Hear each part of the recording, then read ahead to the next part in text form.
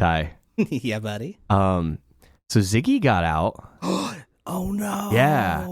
And the timing was the weirdest thing. So I am right about to get in the shower. So I'm just butt-ass naked, dripping with soap.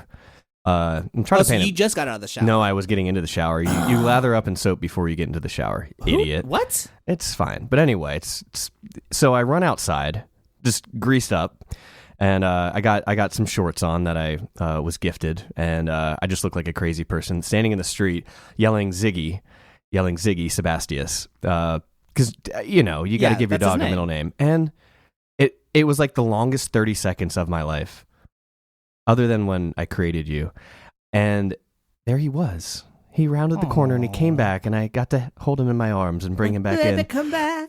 So, if you feel anxiety from me today, it's because I'm still like coming down from this. Like, holy shit! I almost. Oh, that happened today. This was right before you got here. Oh, like shit. as we're recording this. You showered before I got here. Yeah, I wanted to. We're about to talk about this drink we're drinking. And we're gonna get a little dirty and soapy, so I wanted to get a little shiny for you. My kitty's now fast asleep, I can pour myself a glass. But too many shows on Netflix are trash, it makes me wanna pass. I can't figure out what to watch, what am I supposed to do? Let's get drunk and rewatch cartoons when we were little dudes. Do Whiskeylodeon. All right, so I got to dive in with you about, like, one, lathering before you jump in the shower. But before we do that, we also want to bring in a wonderful guest. This is a friend of mine. I have actually been on his podcast, at least one of them. He has two, and they're amazing. Please, let's welcome, not Daniel Kemp, like I originally said to you. I apologize. Daniel Kemp! Hey, what's up, guys? What's up, buddy? What's up, dude? Yeah, for the longest time, I kept calling you Daniel Hemp for some reason.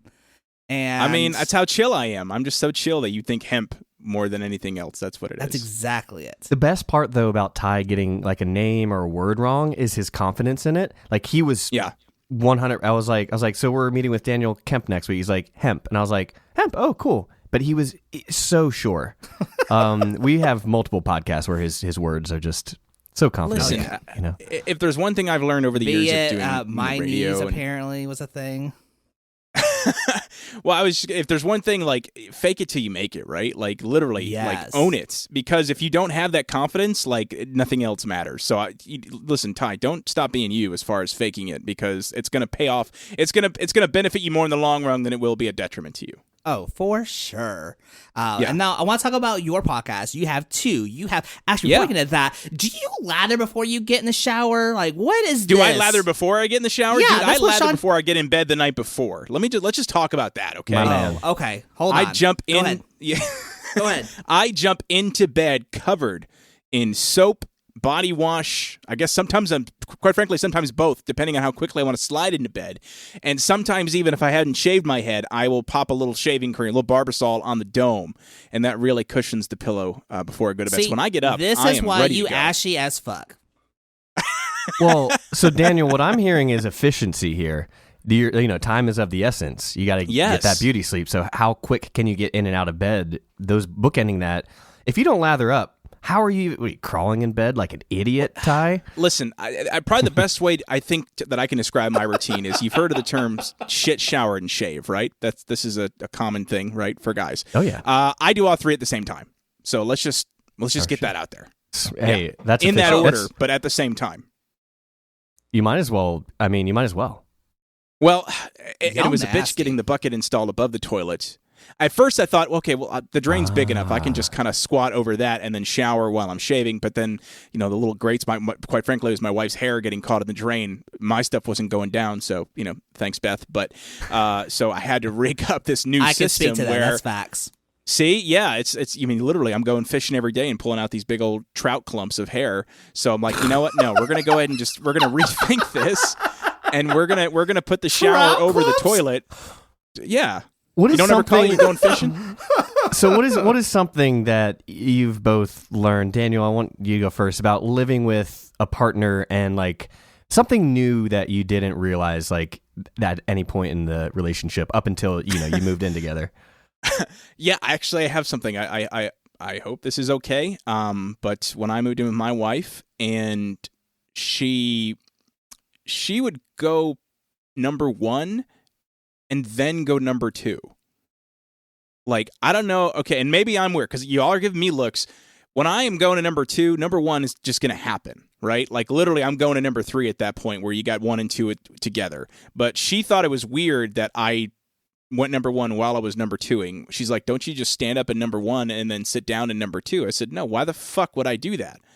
Well, that's what I do. I'm like, you could sit why? down and like play on your phone while you're shitting and pissing. Like that's yes, 100%. Right. I can't tell you how many books I've read, how many games of Mega Man 2 I've beaten, and numb feet from number 1 and number 2 at the same time. I don't know who says this quote, but it's exactly how it works. Every poo-poo time is a pee-pee time, but not every pee-pee time is a poo-poo time. Correct. facts. Yes. I was like, oh, wow, that's poetry. Okay, so I'm not crazy then. But apparently, she thought that was so foreign, and I just didn't understand why. Because, she... And maybe it wasn't that she does them separately. I think it's more so because she never lived with a guy before. She didn't know how we did it, right? I think she was even fascinated when I said, like, listen, if I get up in the middle of the night and I don't want to wake up, I'm not standing up to go number 1. I'm going to sit down the whole time, even if it is just number 1, because I don't want to miss, and I want to keep, like, my eyes mostly closed to get back to bed. So I don't ever stand up overnight. Yeah. I used to have a glow-in-the-dark like thing that went in the toilet, and you walked in. Oh, we did too? Yeah. Battery died, though. Battery died so often. I'm so glad you said that. I feel seen right now. Unlike that light that could never be seen. Not only that, but God, with the splashback, with the Poseidon's kiss that comes back. Like, the Poseidon's kiss that's coming back, you're getting that stain on the side, and, fuck if I'm going to wipe that, because that's disgusting. That's a tomorrow problem. Yeah, that's a future Dan problem right there. Ty, you got a look on your face. What's your experience? When I hear the Poseidon's kiss, I think of when I am taking a shit, and it plops, and then water comes up into the asshole. That's exactly. Well, that's what it is. I hate that. We call that an organic said it, bidet. and I cringe because I felt it. So I was like, trauma is coming It's the back to Dollar me. General bidet, if you will. Yeah. No, this is the bidet before bidets were invented. Which, by the way, I don't want to make assumptions, but I will tell you that a bidet is, in fact, a true game changer. It's a game changer. I got it for Christmas 2 years ago and haven't looked back. Like, Daniel, my asshole's never been cleaner. We've been friends for maybe 5 minutes, and I as soon as we hopped on this call, I said, you know what, this looks like a guy who's got a bidet. Like, I could just tell you got like big bidet energy, and I appreciate you. You saw the spring in my step. That's not because I'm rocking a swamp ass here. Like, that's right. That's right. We're talking squeaky clean. Like, wow. Yeah. You could eat off my ass and be relatively okay with it. Absolutely. That's just called nutrients where I come from. Yeah. I'm digging the backdrop, dude. Thank you. Can you tell everyone about like what's happening back there? Sure, yeah. I mean, because everyone's going to be able to just, picture this in their head, right? Picture this in your mind's eye. I am in my office / guest room / recording studio / man cave, right? It's a multi-purpose room. Behind me here, I've got some great sound panels, just really make a difference when you're recording audio. I've got my soundproof curtains. I've got some shelving here. I got my bobbleheads. I got my Dwight Schrute bobblehead. I got a couple of Ninja Turtles action figures. On the far wall behind me, I'm an avid pro wrestling fan, so I've got a bunch of luchador masks on the shelves back there. That's pretty much what I got. My futon right here that converts into a semi-comfortable bed. And it's off screen. You can't see it. I've got my big screen TV with all my gaming systems. So this is just, this is my, this is where I spend most of the day, I would say. And most evenings too, if I have to record podcasts or anything like that, because I do a lot of, freelance podcast production. So this is like my home base. That's what's up. Now, Sean, you had asked Daniel about like what he learned having a partner. And I want to answer that as well, because this just happened. And my wife, who has been on the show and was lovely and fantastic, will always tout about how she's smarter than I am. And she's right. What I didn't take into consideration is that I could take what advice she would give to my son and then be like, why can't you just say that to yourself? And the amount of anger of having her verbiage used against her in a way that made sense, that was new to me. That was absolutely new to me, because as she's sitting there, because like I'll get into a Teddy report, but just like he's he's getting to this point where it's like if things don't go his way, like we was playing Pokemon Go and he doesn't catch the Pokemon we're raiding, or something happens, and he's like, I'm a loser. And it's like, where the fuck did this come from? One, but then two, no, you're not. You just it's a missed opportunity. Fine, you can do it again. It's okay. But Jenny has dealt with depression and dealt with the whole issue of self-worth. So I'm like, what would you say to Teddy? And so she gives really great advice. I'm like, okay, can you take your own advice? And like the daggers she stabbed me with her eyes with, just like, the fuck you just say to me? I just took what you said and directed it to you. Why are you mad? She did not like that. So well, you know why that is? Why? Because in my mind, she's still proving herself right. It wasn't like I was now more right than she was. She was still right. No, but she knows what she needs to do. And so for her to hear that from a third party means that, A, it's very apparent that she needs to do that, and it's not just something she's thinking to herself, but she's also not proud of the fact that she has to think that and take her own advice, because she's like, I don't like being in this situation, and so I feel like you saying that means that it's really that bad, and I'm really embarrassed. Damn. Well, baby, I'm sorry. Yeah. I've been there with my wife, so that's why I know that. I do appreciate the spectrum of differences in answers, though, with toilet time and communication time. Both are very important, Sean. Like, I would say equally so. Yeah. They look like they're on the opposite ends of the spectrum, but they are related. It's a big Venn diagram. Well, it's a circle, right? You know, you got the one end of the circle, and it comes around. You know, you go from communication to potty discussions, I guess. I don't know. It's right there. I mean, it's just on the other end of the circle that happens to connect it. I mean, that's how you know you're really connected with someone. If that's why they made wedding rings, because you have the full circle. That's why. I mean, y'all probably didn't know that, but there it is. There it is. Well, Sean, I see you're drinking a delicious cocktail. I have one right here. We got to talk about it. It's so creamy. It is so creamy. So we have made a rendition of the Boilermaker, which apparently is a thing where it is basically a beer whiskey cocktail. So the first episode we're going to be covering is Dead Man's Float from Are You Afraid of the Dark, Season 5, Episode 1. And I have created my own Dead Man's Float with a Japanese-style rice lager, thank you, Divine Barrel, with a shot of whiskey, some orange bitters, and some vanilla ice cream. This particular one's vegan. You're welcome, Sean. And basically just made a beer float, and it is delish. Yeah.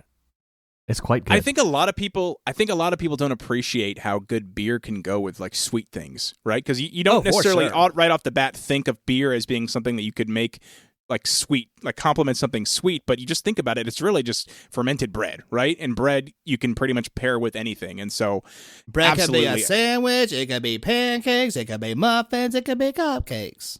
It could be croutons. Beer is the grits of alcohol. Oh. Wow. Now I want a buffet situation. Not like Golden Corral, but maybe like Golden Corral with some grits. Yeah. With different style of grits. Best. Absolutely. Yeah. Okay, so let me ask you. You guys are both, I mean, now currently living in the South. I live in the South now, but I grew up in the North. When I think of when I say, okay, how do you take your grits? Is it safe to assume salt, pepper, maybe some cheese? Butter, sure, butter, but shrimp. Savory things. Yeah, right. Savory. Yeah. I've always seen it with savory, but like I grew up and it was the opposite. It was all butter, honey, sugar, maybe a little brown sugar. It was like we ate it like cream of wheat up there. So for that, like I see it with oatmeal. Yeah, that was oatmeal for us. Yeah, we would do sweet stuff with oatmeal, savory with grits. But honestly, you can swap them. I've done savory oatmeal, so I imagine grits can be sweet. I've never done that before. The most I've done with savory oatmeal is like I put peanut butter in it, but I feel like that's still tied to sweet, and I don't know. It depends if you're adding chocolate or if you're adding sesame oil. Mm. Oh, that's nice too. I should try that. But that's the point of beer, right? Beer is something you don't realize can pair very well with sweet and savory things because it really is just fizzy bread. And the nice part about this beer is it's kind of like a light, crispy situation. So you're not getting notes of a whole lot of anything other than just like you want like a straightforward, like crispy light lager. This is a good one. If you have too much in it going on, it's gonna, throw bows at this whiskey. If it's but good this enough to is- be on its own, it may not be good enough to mix with other things because it's going to have its own things to say when it's pairing with that dish, right? Whereas that's why something like a Bud Light or, I mean, hell, people use Keystone or Natty Light to like baste over chicken, right? Because it's not going to try to dominate that conversation, that culinary conversation. It's coming in to say, hey, I like what you're doing here. Let me make your existence a little more pleasant. You just unlocked a core college memory. Keystone Light was our like go-to beer for all things college party related. Daniel, Of do you course, remember? because do you it was remember like your first... $5 for a 30-pack. I know, yeah, it was amazing. I mean, granted, I was asking someone who was 21 to buy it for me, but Sure. you know, Well, who wasn't, though? Come on. yeah. I never knew it was $5. I think I was always told it was like, yeah, that's gonna be $20. I was like, that sounds right. Thank you. Well, yeah, I mean, they got to take their cut, A man. little Come on. upcharge. That's right. Yeah. And Ty still gets beer for me. Thank you, Ty. Oh, shucks. You're welcome. That's why he grew the beard, though, so that he doesn't get carded anymore. That's right. Yeah, because if I'm clean shaven, shit, they're like, why aren't you in school? I fucking love getting carded. I love getting carded. When I shave, I get carded so often, and I get the weirdest looks because my ID is still like me as 18 years old. Oh, and yeah. it's not yeah. expired yet. And the other day I got ID'd, and the guy looks at me, he shrugs, he goes, all right. I was like, what do you mean, all right? What's happening here? What is this transaction? Yeah.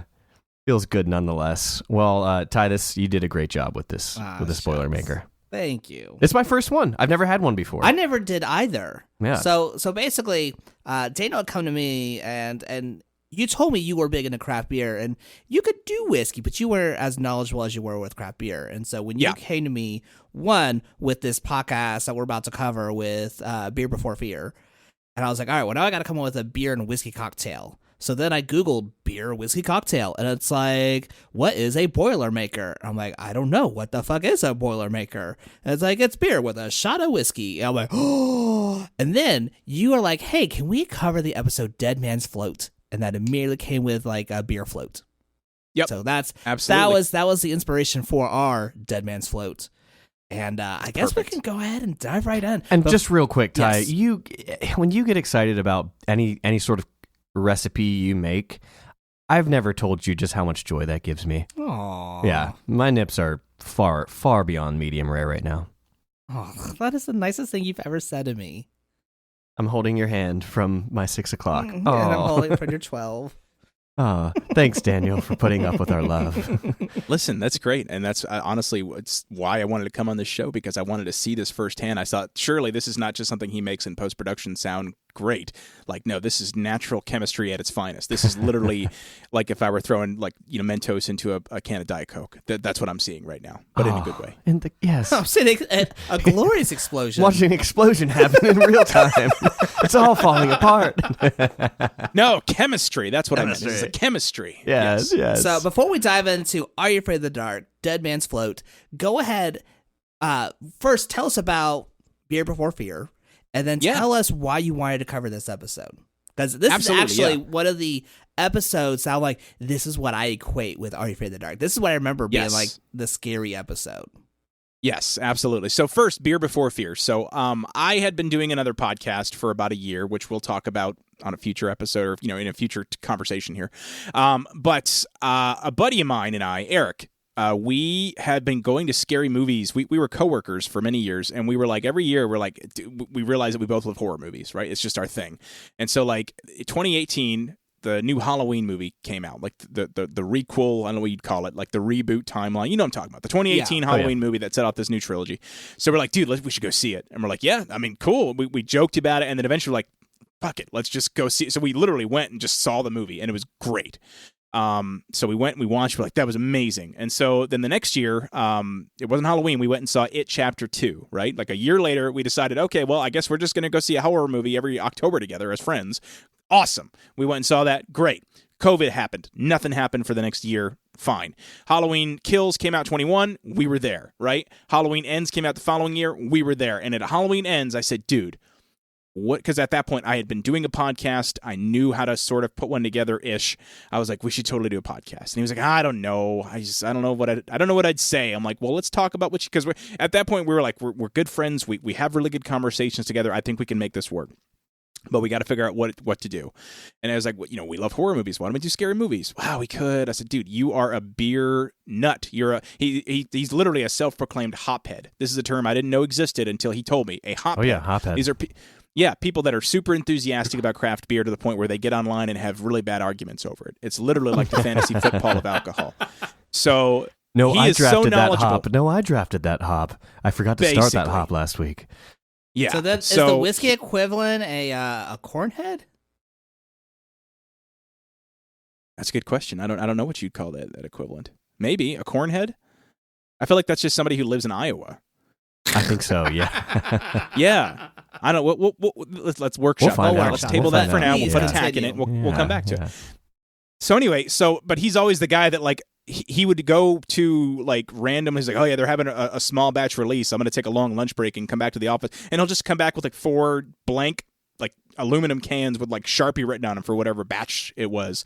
It was literally like Nike shoes for beer. Like that's literally how you could describe it. People line up around the block to these breweries to get these small batch releases of this beer that they're making for a very limited time, and then they have this special beer that they can have that nobody else can say they had except for those people there. So that's the kind of guy that Eric is when it comes to beer knowledge. And so I could ask him any question about beer, and he's never worked for a brewery. He's never even really brewed his own beer. He just loves it, and he took an interest in it. And so I'm like, dude, you know so much about beer, and we love horror movies. Let's try to do something like that. Because one thing I didn't want to do was have a podcast where there wasn't like a focus, because I know those don't usually work, right? Where you just kind of talk about random things. I wanted to have like a topic that every week people knew what to listen to. Case in point, Whiskeylodeon. You guys literally get drunk and talk about Nickelodeon. That's literally, if you can sum up your podcast in less than 2 sentences. I wanted to do a podcast like that, like similar to my other one, where like every week you know what to expect. So I said, all right, well, let's do like beer and horror movies. And then I was just shopping around like, okay, do I want something that rhymes, something alliterative, something like a catchy title? And I came up with Beer Before Fear. I just thought, oh, that sounds kind of cool. So I made our show artwork on my phone beforehand. We hadn't even recorded yet. I'm like, what do you think? This is great. He goes, yeah. So once he saw the artwork, he was like, all right, I'm all in. Let's do this. And so we just started deciding to all right, let's record. We're going to record episodes. We're going to meet up. We're going to sit down kind of like you guys do in person, face to face, which is very different than most of my podcasts because I typically record remotely like we're doing together now. So he comes over to my house, I go to his house, we sit down, we record, we decide, we record 2 episodes at a time, but we picked a movie and a beer for each episode. And so the movie we decide on together, but the beer he decides to pair up because he knows a lot of beer. And so, but depending on what movie we're watching, he will take something from that movie and use that to make his decision in selecting the beer that we're going to be drinking and reviewing for that episode. And so we start off, we review the beer first. And then once we talk about the beer, the body of it, the taste, the smell, all that, we break it down. We jump into the film. We do a plot summary, and then we talk about our memories of the film, and then basically wrap up. It's pretty straightforward as far as that goes. But so is it a review or is it a rewatch? So I mean, we definitely share like, okay, do we recommend this movie? Do we not recommend this movie? So I mean. It's technically a rewatch because we're watching them again, but then we're also sharing our thoughts on it and whether or not if we think the movie's good. And same thing for the beer, quite frankly. For the most part, the beer we drink is really good. There was one in particular on our Child's Play episode that we kind of rip a new asshole, and I felt really bad because actually I know the brewery, they're great guys, and just this beer sucked, and I felt so bad saying it sucked, but I didn't want to lie either. And we're like, maybe it was a bad batch. I'm like. Yeah, and they do make fantastic beer. So, and I think in the future, actually, yeah, our next episode we're recording, we're getting another beer from that brewery, and I have the utmost confidence it will deliver because they make good stuff. It is so cool how you guys can take 2 seemingly different like art forms, like beer at film, and find a way to marry those together. I love that about like if you just use the word art in general as an overarching kind of umbrella. Yeah. Like it's so cool how you can do that. And I bet you guys have found some interesting comparisons on your episodes. Oh, we have. And so like I said, sometimes it'll be, well, this beer was brewed in the city that this movie was made in. So that's kind of the tie there. Or for example, going back to the Child's Play episode, he said this one we're going to do, the beer is called Rainbow Smiggles. And I said, what the fuck is that? So he showed me the can. It was based off the artwork on the can. It was basically these kids holding up like trick cereal and like puking it into a vat to make the beer, and I'm like, because that's kind of what it tasted like, to be honest. That's how it was made. Yeah, probably. Right, That's yeah. just And so we're science. like, well, there's a scene in the first Child's Play where Andy's eating the good guy's cereal. So that was kind of his like jumping off point for that one. And so I love hearing his thought process on how he pairs them together.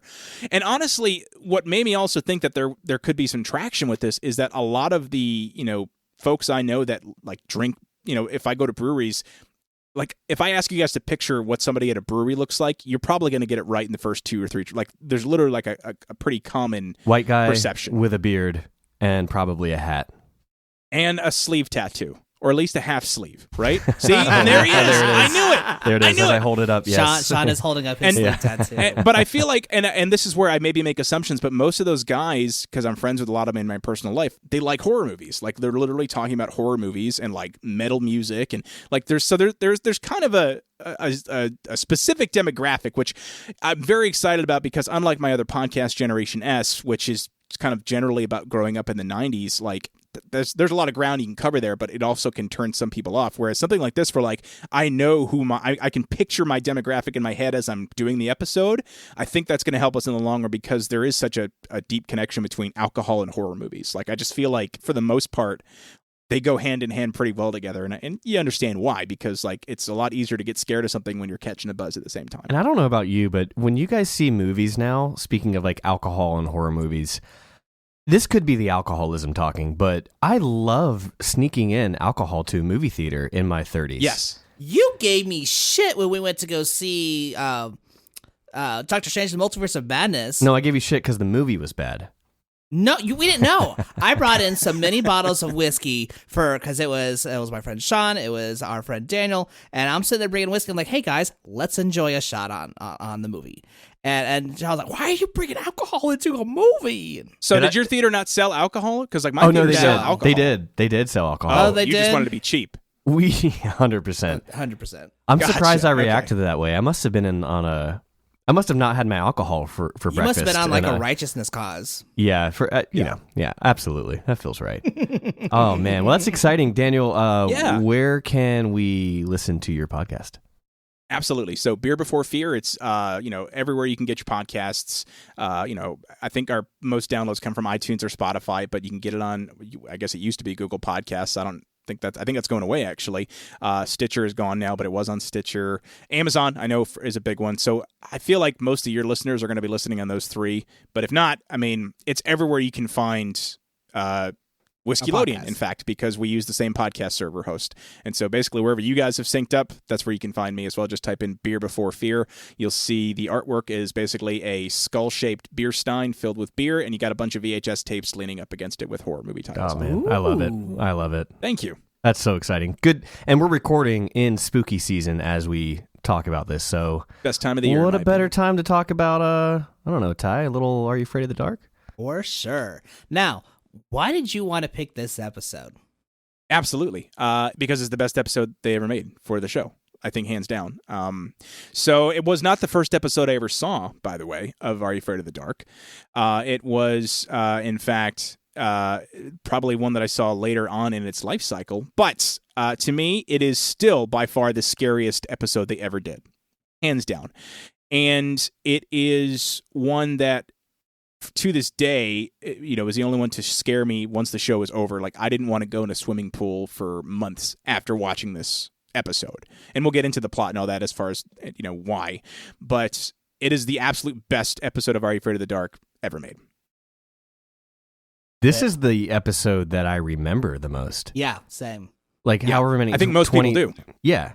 Ty is very good about organizing these episodes, and he sent me a text, a few weeks ago. He was like, "We're doing Dead Man's Float." I was like, "I know exactly which episode you're talking about," and I am. It's the one that was terrified to always watch used in this the again. teasers, too. Like, Yep. they would always show it in all the teasers. Like, you'd see that big, scary red skeleton guy in the pool. Like, that's iconic and terrifying, and yeah, it's the best. For sure. Now, we got some fun facts we want to share because this was created by DJ McHale. And one of the things that we had talked about last time we covered, actually in our pilot episode. So here's a flashback. DJ McHale would actually travel during the off season and find locations that he loved, and then he would write stories around that. So like the school that this is based off of was used in another episode. So also some of the characters that we see were also used in several episodes as well. So he was just very much, hey, I like this spot. I'm going to come back here and let's do it.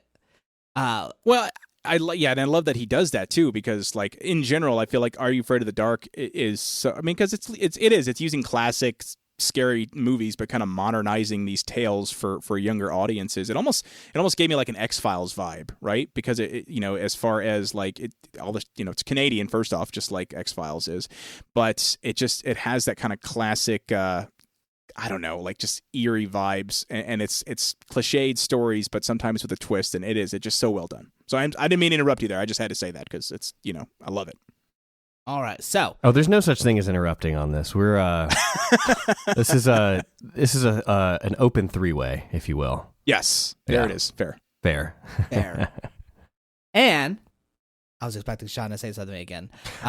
So Frank actually, so we go at the beginning of the episode. We find out that Frank has left, and now they're trying to find someone new for the Midnight Society. And it turns out the reason why Frank left the show was because the actor Jason Alice Sharon went to college and couldn't be in it anymore. He just aged out. Yo, the way they talked about this, they're like, "Well, we've lost a friend." Like it wasn't very. Did he die? Jesus, that's exactly. And I was like, it's on brand for the show. Maybe not. They made it sound like he moved with his family. Like they were like, yeah, he. They moved clarified. away. They clarified. But the very first thing I remember, I was like, oh, he's dead. Oh, he's gone. Oh, he's alive and gone. Yeah, it was a roller coaster in 4 seconds. Oh, absolutely. Because we went from like, oh, he's gone, to oh, he just moved, to oh, we hate Stig. Why do we hate Stig? Because he's a creep. What? But he tells like the best story, and then he doesn't even get it. Oh, it's a journey. It is a journey. Also, the school, the episode that this was featured in was The Tale of the Midnight Ride. I don't remember what happened in Isn't that episode. like the first episode? No, that's the episode would have been Tale of the Death Cab or something like that. Okay. Death Cab for Cutie? The tale of Ben Gibbert going on tour. It. Yeah. That's exactly it. Well, they had that song "Follow You into the Dark," so that's perfect. I you know what? I'm putting my tinfoil hat on. That's what they played as the monster pulled everyone into the pool. I'll follow you into the dark. I don't know. Someone's going to make a music video of that on YouTube at some point, I feel. It needs to happen. If it hasn't happened yet, it will. If you can think of it, it's on the internet. That's like the general rule, it's right? True. Yeah. For sure. Now, we're going to start this episode in 1950, whatever it is. 1954. Thank you, Sean. And at this point, we have a little kid in a pool, and we have his sister with the lifeguard just trying to, like, get it on. And so, of course, the sister's like, shouldn't you be watching my little brother? I was like, do you want me to leave? And she goes, no, fuck him. And literally says that. And then he's swimming, and out of nowhere, he starts, like, he gets pulled underwater. Doesn't immediately scream like a normal person. He's like, whoa, what's that? And then he gets pulled in again, and finally he goes, Charlie! And it's like, you should have screamed the first time it happened. And now, like, you see Charlie the lifeguard dive in, and it cuts to black. Ty victim blaming over here. How dare you not call out the first time you started drowning? Yeah, that's exactly it. Why did you not scream? It's true. Like, as soon as you get pulled in, you should be like, what the fuck? And immediately alert someone that something was wrong. And then we cut to, what was it, 50 years later? Well, it couldn't have been. It was probably 40, later. Yeah. 40 years later. That's the right. 90s, That's right. you know. The 90s. 40 years later, the school has just continued on as nothing wrong has happened. And we're kind of introduced to a couple people at once. The first one we're introduced is Zeke. So Zeke is going to be the one that is the science nerd. They're in the science class. He apparently screwed up his calculations, and the volcano he was trying to create ended up just splashing everywhere. I thought it looked great. I don't know what the critique was there. That is what a volcano is supposed to do, is it makes a mess. Like, there's smoke everywhere, ash everywhere. And the teacher's like, bitch, you've made a mess. Now I got to call someone to clean it up. And then you get these two friends who are sitting like, oh, what a dork. And the other friend's like, I don't know, he's kind of cute, like a puppy. First off, creepy as fuck. Like, if we're sitting there like, no, he looks like a puppy I want to take care of. Oh, did you wet the bed? Like, no. But at this point, we find out that Zeke's actually interested in the other friend who has no interest in him. And he was like, "Hey, so I know you like are on the swim team. I want to show you something." She was like, "What do you want to show me?" I feel like it would ruin the surprise. And she immediately was like, "I'm not playing this fucking game. You are weird, and I'm not gonna do anything if I don't know what's going on." And somehow he was like, "Please just meet me here at like 7:30. It's super cool." And she's like, "All right, you better fucking deliver." And so here we go. He's in the men's locker room. It's actually in the morning, 7:30 in the morning. And the first thing was just like... It's the best time to be in the locker room, to be fair. Yes, before anyone else is there. The air is still of rosemary and essence of chamomile. Yes. Yeah, that's about right. That's what I remember. That's just science. I watched the episode. It's science. Trust me. But at this point, like, she's like, "You wanted to show me the men's locker room?" And he was like, no, there's something behind. Like, I looked at the school grounds, the school things, and there was like, no, there's too much space in this school for what it says it has. And so he ends up pulling the lockers away, just reveal that, no, there's actually a pool door. And there was a pool that no one has been around. And at that point, the girl's like, "Shit, I don't have to drive an hour to a pool to practice now." Which, where the fuck are you that the nearest pool's an hour away? But regardless, I'm detracting from here. So at this point, she's now like, "I'm going to Karen the shit out of everyone until we get to have our pool here." And then they leave. And it would have been different for me if they would just be like, "Hey," they leave and you pan to the pool and then something rises up to be like, "I see you coming for me." But no. We don't just pull to him. We pull to the janitor. The janitor somehow in this very room that apparently there's no other entrance to. Has he been there the entire time? Like, I don't know what the fuck happened. But here is this janitor just sitting there and you see him and he looks at the pool and he sees the rise. And he's like, And now the pool's open. Daniel, do you remember the first time you saw this scene? I do. Or maybe even rewatching it?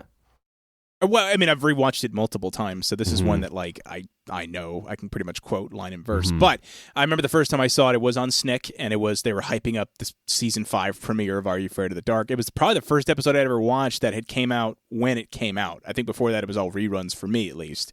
And so this was like the first one. So it was like, all right, brand new episode. No one has seen this yet. Super pumped.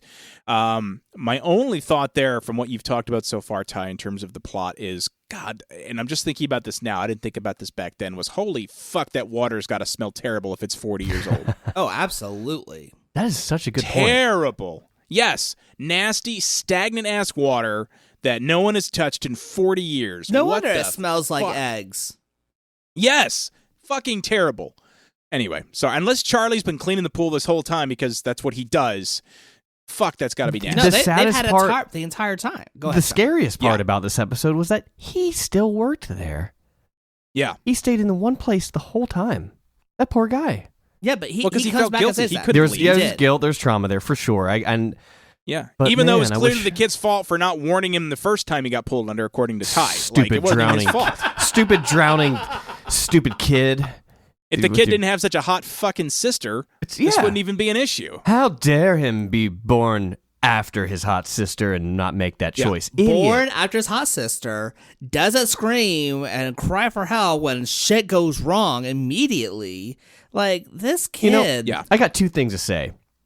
Kids, if you're drowning, don't be an idiot. Say some things. Kids, if you're listening to this, Ty, fuck off, right? Get out of this. Why telling me to fuck off? Like, I thought you were fuck going to say it off. with me. We've been in sync. Yes, if you're listening to this and you are a kid, fuck all the way off. You do not belong here. I guess I'm not telling my 7-year-old that that his dad's on a cool podcast, and that's fine. Yeah, that's fine. If you're 7 years old, sorry, you can fuck all the way off and wait till you're at least, 12? I don't know. Yeah, Daniel, I love you, my friend. If your kids are trying to listen to this episode, they can fuck all the way off. That's fair. So we now get to the point where we have the school team, the swim team is now meeting at this pool. And just whenever this monster appears, it smells like rotten eggs. And no one thinks like, did no one clean this water? Has this water not been like refurbished? Do you refurbish water? What do you do like, when you take the water out and replenish it? You get rid of it and you get new stuff. You refill it. Yeah. Refill it. There's the word. Much like Ty, we told children to fuck off. You tell that old water to fuck all the way off. Yes, That's that right. water need to fuck all the way off. And so people are like, is there something wrong with the pipes? But Although technically, yeah, if they got rid of the water, where does the ghost go? That he we just don't pops know back about up. yet. Remember, Residue. He's a residue ghost. He apparently, That's right. The pool's built on his grave. So he's mad. So Just why is his, it called mind you. Dead Man's Float? just Like this his. made me think this was a pirate. But no, this is just a random dead guy who's like, you built a pool on top of me. I want to kill every one of y'all. He had a big Well, it plot happened of in land. Poltergeist. Yeah. This gets me thinking someone just threw him in a ditch somewhere and then they built the school over it. Because, Daniel, to your point, it's like, how did you have all of this land with just you as a dead body? Well, remember, in the episode, they talk about how this was built on a cemetery, but they had to move all the bodies. That's what it Apparently, was. they missed it. And okay. they missed one. They missed one. As they'll It's do. just, literally Poltergeist. That poor guy got left behind as a dead body and then got forgotten about again when they put on the school. And then he's seeing horny kids making out while swimming. He is like, no, not on my watch. Okay, boomer. Ghost boomer. I don't know who died. They don't go into that. They don't go into like, who the fuck is this person? They're just like, no, you gotta go because we want to make out in the pool. Well, they didn't want you to sympathize with them. I think that was if the more story you give to somebody, the more they have a chance to kind of latch onto and say, oh, maybe this guy was right. And, as it is, we've already decided that kids can fuck off in this show. Let's not continue that with saying, oh, we're going to side with the deadly spirit, too. Yeah. At no point should we contradict ourselves and validate any children in this for the rest of this episode. No. Yeah, no, hands down. All right. I'm glad we could. This feels right. This feels right. Yeah. Well, we cut to the girl. I can't remember her name. What was her name? Corinne? Corinne, yeah. So Corinne finds out that she is not doing well on her chemistry test. And so she's like, fuck, I'm about to get kicked off. And that's when Zeke's like, I can help you. And immediately she was like, well, what's in it for you? What the fuck do you want? She's defensive. And I feel like she needs to be. She has every right to be defensive because here's this weird science guy is like, hey, I'm going to show you this pool. And also, I'll help you with this. It's like, what do you want from me? Because I ain't giving you pussy. And then turns out, it's like, no, I kind of want to learn how to swim because I've always been afraid. She was. It's kind of adorable, actually. It kind of like, is. It's very innocent. It's like, I just want to learn how to swim because I've always had this fear. And so they start off with, he won't even get in the pool. He's that fucking afraid. And then she's like, what happened? And he explains that when he was in a pool one time, or he was in a lake, I believe, and there was some seaweed that just grabbed around his ankle, and he couldn't get out of it. No matter how hard he tried, it just kept sucking him in. And that fear just traveled with them. So at this point, one, how the fuck are you going to be like, hey, I'm terrified of water, but I found an old pool, and I'm going to try to talk to a girl who's in the swim team. Like, no. If I'm terrified of water, I'm fucking all the way off. Even if I accidentally found the pool, no one's going to know about it on my watch. Like whatever this was, he was sitting there like, no, I'm terrified of water, but here's a swimmer that I'm like, hey, I want to talk to, and I want to try and impress her because I know about the pool, and I want to see if she'll teach me how to, the power of the boner must be so strong right now, and I don't believe that's true. Now, Daniel, do you also lather up before you get into the pool with soap and water? Because I still do. Yeah, no, hands down. A little bit of coconut oil. You have to. Coconut oil, cocoa butter, especially, because then you really glide. Yeah, no, that's why would you even ask that? Of course, that's what you do. That was disrespectful of me. I'm so sorry. Now, Ty is looking. Can I just say one thing about this scene too? Because she started. She agrees to teach him how to swim, right? That's, and so, but she takes him out into the middle of the goddamn pool in the deep end with this raft, right? Like, surely this pool has to have some kind of shallow end to start with to get your body in the water. She takes him into the deep end where it's 10 feet deep, but the guy who cannot swim does not have any kind of flotation device on him so that if he falls in the water, he's going down like a rock. That's just bad. It's carelessness. She was in cahoots which seems to be with the the vibe monster. at this pool. She's in the cahoots with the monster. No. Here's what it was. She wanted safety because if this guy ends up being afraid, she's like, no, I'll just push you in the deep end. If you fuck with me, I'll push you in the deep end. That's a good point. That's fair. And so I didn't here even think she about that. is. That's true. Yeah. Here she is. She's in control here. She's in control. And she's trying Yeah. to show us, like, look, you can be in control of the water too. There's nothing here. You can put your hand in. Look at that. There's nothing wrong.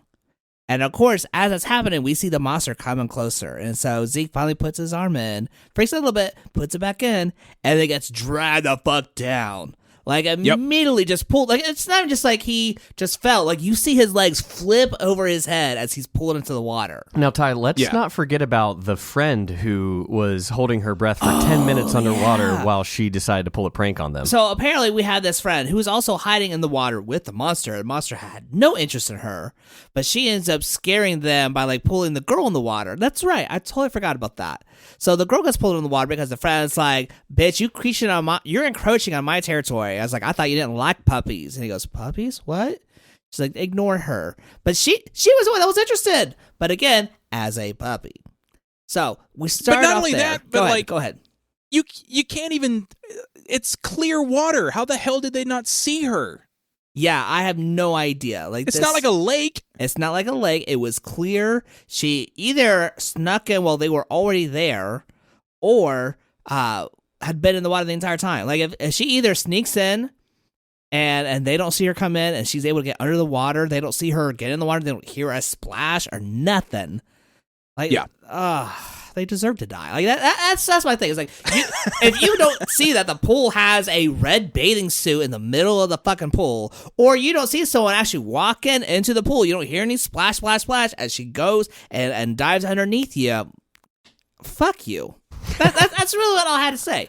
This girl proved, like, no, this is why the ghost could kill, what was it, 5 people total? I think it was, yeah. Yeah, it was the kid that Charlie missed out on, and then 4 other kids, and then they're like, all right, we're going to shut it down. So finally, Zeke gets pulled in. And so she's like, what the fuck? And so she's able to dive out, grab him, put him back in, and like, something's there. Something, like, grabbed me, and she goes, there's nothing in here. And he has to concede, because he's like, yeah, I don't see anything in here, but I know something pulled me. And so at this point, every time this happens, they've smelt something awful. And so by the time they're trying to get out, we have the janitor finally pop up. And he goes, y'all need to, like, fuck all the way off. And he tells us, like, look, I've been here since I was a teenager because a kid died on my watch. And every time I try to say something, no one listened until 4 more people died. So that's when we start getting the back history of why the pool was finally shut down. And at that point, we realized, no, that this monster can travel through the pipes. He's actually showing up in the bathroom because he pulled up from the little drain there. And so at this point, the janitor's in shock. He's sitting there frozen still, and they leave his ass. Monster doesn't do shit with him. We're just going to leave this old man laying here. And the monster doesn't do shit to him. They finally go back in. They grab some, I say science supplies. No, they grab some, like, chemicals. Because originally they were like, hey, we want to grab some chemicals first so we can see. Because if it's acid, then this methanol orange should be enough to pull it out. Now, there was actually something very interesting pulled up. Let me see if I can find it. So here's the thing. If it's smelling like eggs, the only thing that comes close to smelling like that is sulfuric acid, H2SO4. And so they would need something stronger, like they would need a stronger base than methanol orange to dilute the pH of the being down to, what was it, 7, which is supposed to be the pure water pH. So they have this that, well, actually, no, this is wrong because if it smells like sulfuric acid, they're not using the methanol orange to dilute. No, that's just to bring the color. They use the base just to be destroy the color. them. You're right. So they use something else as far as storing it. So no, this fact that someone posted is full of shit. This is inaccuracy at its finest. Not on the internet. What? How could you dare believe this be a possibility? I don't understand. Well, it smells like shit, so you throw some chemicals at it and turns it red, and then a monster appears. Guys, that is Science 101. Yeah, and at this point, like, you have the girl, what was her name again? Corinne diving in to grab the chemicals because, of course, Zeke's like, no, your hands are wet, you'll burn yourself. Throws the whole thing into the pool. And so now she's got diving at the pool, and he looks over, and this was one of the creepiest shit I've seen, is you see the red ooze, like, it almost looks like blood just dipping into the pool. And like, oh shit, the monster's coming in. Didn't touch the janitor at all. didn't care about the janitor. He was like, no, I've already scarred you. I'm good. But he's now trying to go for the girl. And then at this point, they're trying to like get away. Zeke's like, no, fuck. And he jumps in and he can't swim for shit. So now the monster's like, all right, well, then I'll go for you. And then the janitor somehow snaps out of his shock, was able to pull them out. And then the girl puts on gloves, tosses the chemicals, and the bitch is gone. The bitch just melts. Like, it wasn't an explosion like he described it. Like, hey, like you put this chemical with water, it's going to explode. No. He just melts. I don't like to say this often, like whether something holds up or not, because I think it's mostly irrelevant. But my goodness, the costume design and the special effects makeup on this monster was incredible. Oh, absolutely. Yeah, I think that's one thing that Are You Afraid of the Dark, for the most part, not only in this episode, but I feel like other episodes, they never really skimped on special effects. I feel like for a kid's show on that budget, their special effects were pretty top-notch. And this, and there's one other episode. I don't know if we want to mention it here if we're going to do a future discussion on it, but it was called Tale of the Night Shift with the vampire. Some of the best special effects, hands down. Ooh, I don't remember that. We need to watch it. In the hospital with the vampire? Oh, dude, it's my second favorite episode.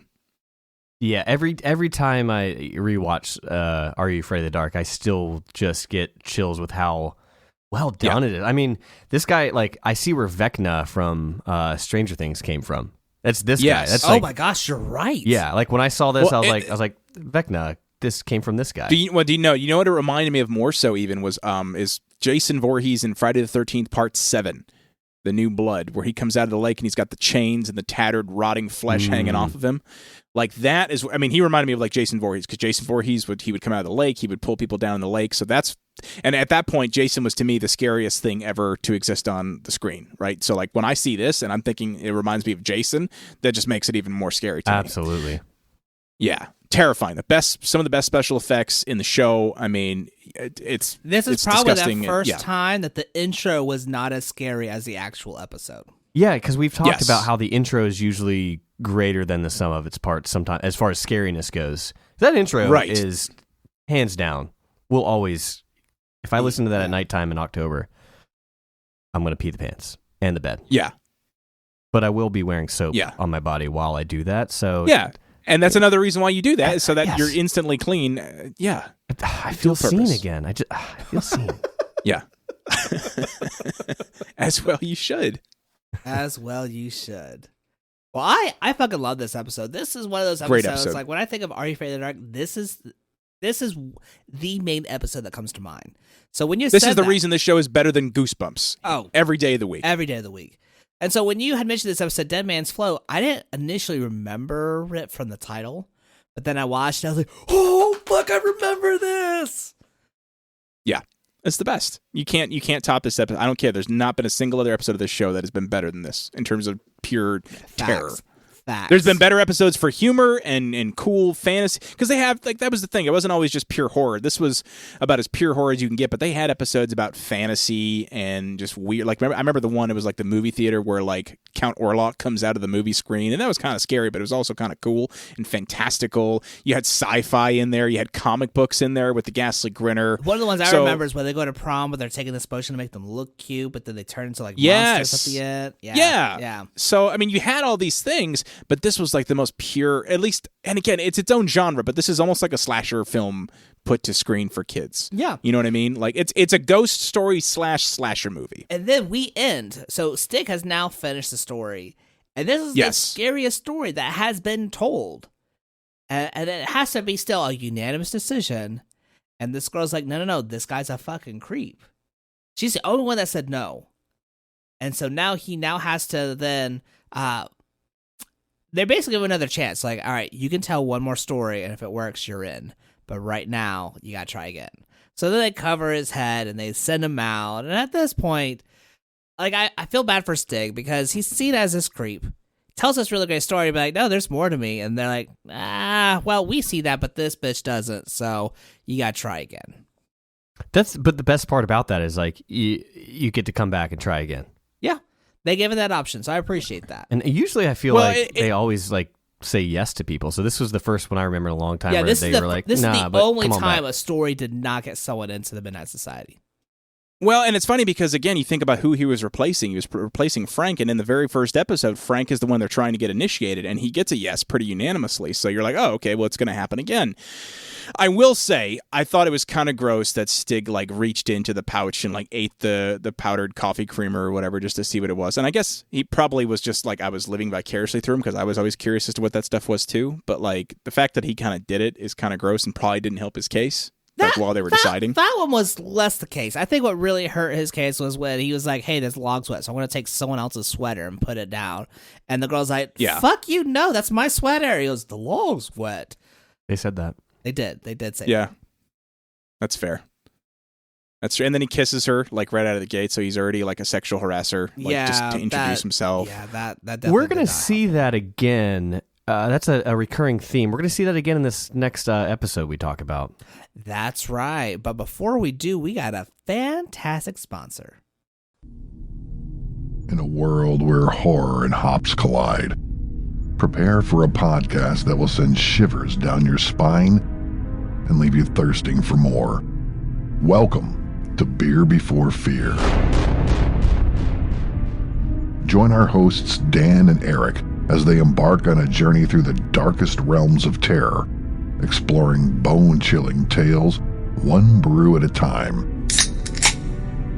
Each episode, they'll introduce you to a carefully selected craft beer where the flavors intertwine with the terrors on the screen.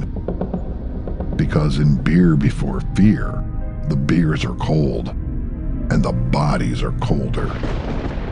So if you're thirsting for the perfect combination of thrills and chills, this is the podcast you've been screaming for. Beer Before Fear, streaming soon on your favorite podcast platforms.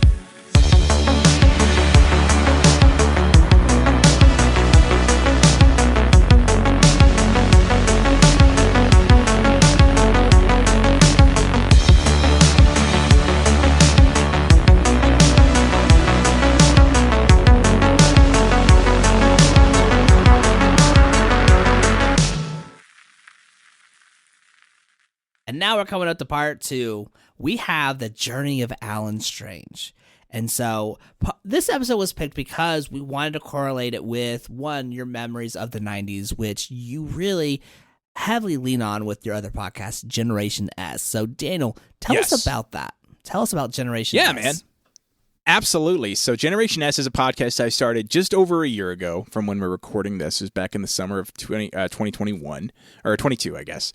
And really, it was just I wanted to do a podcast and I didn't really know what to talk about. And so I was like, well, what can I talk about on a weekly basis without getting, bored or running out of stuff to talk about? And it was like, well, I could talk about when I grew up, right? Nostalgia is always a huge thing. And so I said, well, let's just do a podcast about growing up in the 90s and the early 2000s. And, because you always, and the reason I call it Generation S is because if you look, first off, you look at the artwork, I use that weird S symbol that we all drew on our desks back in school and no one ever knew where the hell it came from, right?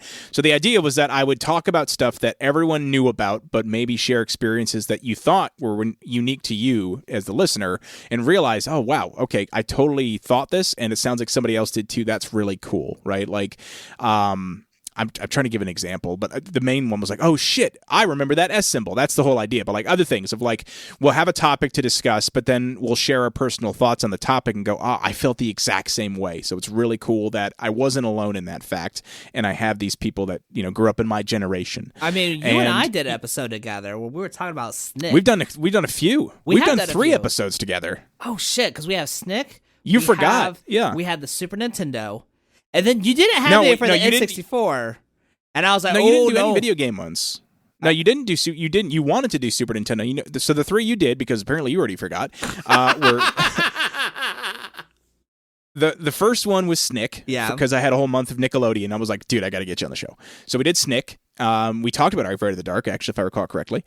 Then you came back. We did a Toonami episode. So not Nickelodeon, but we talked about Toonami, Cartoon Network and Toonami. And then the most recent one we did right before you became a father times 2, we did a TV Dads episode. That's right. But I remember you were doing a whole month on like Nintendo game systems, And you were pissed because I didn't ask you to be on there. I was pissed about the N64 because both you and your guests were shitting on it. I was like, that was the best fucking system. That was the best fucking system. You had Ocarina of Time, you had Majora's Mask, you had Mario Kart 64. Like, you had so much. And you're like, oh, this wasn't really good game. That controller was shit. Like, that was the best controller! And oh my goodness. Like, I don't know if you understood like how mad I was. I'm like, y'all are missing the forest for the trees. Well, listen, I will bring you back on for an N64 episode again. There's a lot of mileage there, man. Talk about the importance of like why we need this connection to nostalgia. Absolutely. Because so nostalgia, I read this quote somewhere. I don't know who the hell said it, but I steal it and use it all the time. So I'm just going to take credit for it. Hey, steal like an artist, that's it. Yes. So nostalgia is the happiest form of sadness that exists. Oh, dip. Yeah. Wow.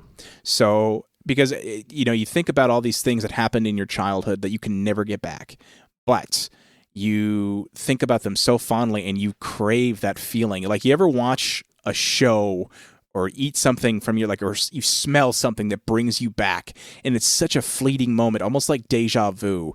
But it's the most amazing feeling in the world that instantly your brain's like, okay, trying to research, where did that come from? What am I doing? How do I get that feeling again? And you can't, right? But the goal of the podcast is to kind of reignite those parts of your brain. See, it's all science, Sean. We're just going back to science. We're just science people. We're basically scientists. Yes. Yeah, we are scientists here, scientists of the brain. And so my goal is to, at least every episode once, for whoever's listening, to have something light up in their brain that they forgot about that gives them the greatest feeling in the world. Before you rip it away with like, you'll never have that again. You're unlocking things, right? I'm trying to unlock core memories, right? Yeah. I think I've actually used that phrase. I remember there's a specific episode I did where, like, when we were live. So one of my co-hosts that comes on a lot, his name is Lou Carnivale. He's a great guy. He does a lot of our YouTube videos and stuff like that. But I had him on for a sports episode, and I'm not a big sports guy, right? I never was, but he is, and I'm like, there's people that have asked me to do an episode on sports in the 90s. I'm like, all right, cool. And I remember on the episode, I said, do you remember those little plastic football helmets you could get in the gumball machines at the grocery store? And literally for like half a second, he paused and went, holy shit, I haven't thought about that in 30 years. And that was like, I said, that is what this podcast is about. I want you to hear things on this show that make you think about things that you couldn't remember existed until I brought them up to you. I want to unlock those core memories for you. And the best way I can do that is, again, by talking about, our childhood, because I realized pretty quickly into the podcast that, like, if I have these weird thoughts about this random thing, I guarantee you there's someone else out there that will. And I hope this makes it to their ears. For sure. Now, again, if you guys want to follow Generation S, it's going to be on any platform that you are currently listening to Whiskeylodeon, but mainly like Spotify and Apple Podcast and anywhere else. Really just add those Amazon, iTunes, pretty much anywhere you find podcasts, look for Generation S. There is another Generation S podcast, but I think I've beat them out for the listings. They're like a sports podcast, but they haven't really put out much, so suck it. And they're not covering 1990s sports, so it's not important. They're exactly. My favorite 1990s sports was Double Dare. I don't know about you guys. Well, I did a whole episode on that too with Nickelodeon Gas. I did a Nick Gas episode. Awesome. Yeah. Yeah. Yes, please go check out Generation S. That's so exciting. Yes. Now, I'm kind of curious because you approached and said, hey, I really want to cover...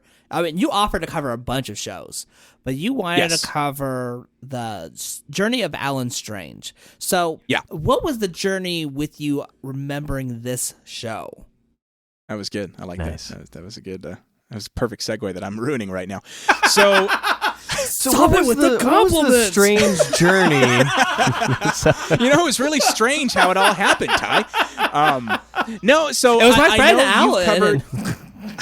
So I know when people think of live action Nickelodeon in the 90s, like the big ones they think of are like, you talk to Ari the Dark, all the game shows, Alex Mack, right? Because that was everyone's first crush in junior Clarissa high. Explains it all, Yeah, but The Journey of Alan Strange was one that came out in the later part of the 90s. It was only 3 seasons, but it was one that I know you had, because I'd asked you, it's like, have you covered Alan Strange? You said, no, we have not. I said, perfect. Let's just talk about like the first episode of that, because it's one that people, you even before we started recording, were like, oh shit, I didn't realize this was Alan Strange. I had a totally different show in my head.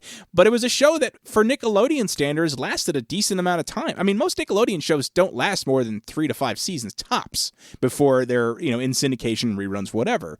And this was a show that I feel has kind of been forgotten. Like, you don't see Journey of Alan Strange. I could, again, I've already forgotten it again. Like the logo, I couldn't tell what the logo is for the Journey of Alan Strange, but like it was a double-headed, see that logo, double-headed dildo, I think. Was it something like that? And it says "believe" over top of it.